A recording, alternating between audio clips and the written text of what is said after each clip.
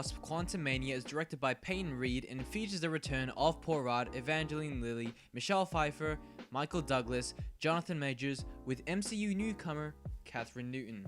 In this film, Ant-Man and the Wasp find themselves exploring the quantum realm, interacting with strange new creatures and embarking on an adventure that pushes them beyond the limits of what they thought was possible. I had no anticipation going into this film, as I believe the MCU has sort of gone downhill with some of its projects lately, so this film both underwhelmed me and disappointed me.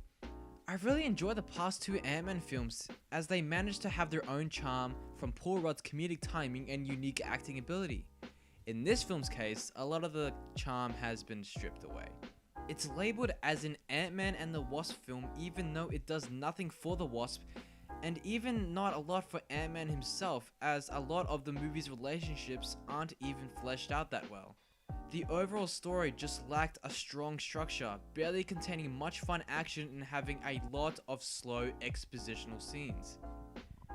Having Kang the Conqueror, the next big baddie, be introduced through an Ant-Man film would seem like a strange choice, but he was unsurprisingly the strongest aspect of the film.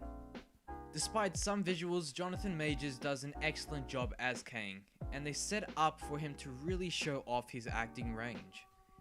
Scott Lang this time around really gets to be beat to the ground, and that was good to see as the character had been normally comedic, so it was a nice change, but Paul Rudd's comedic timing was still present, just a little weaker this time around. These two characters get the most time to shine in the film, whereas others don't do much to make their mark at all. Hank Pym does one useful thing in this entire movie.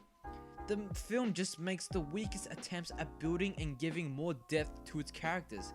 There's a lot of showing off visuals and designs that are very similar to Star Wars, might I add, and then some setup for future projects, and that's it. It lacks a lot.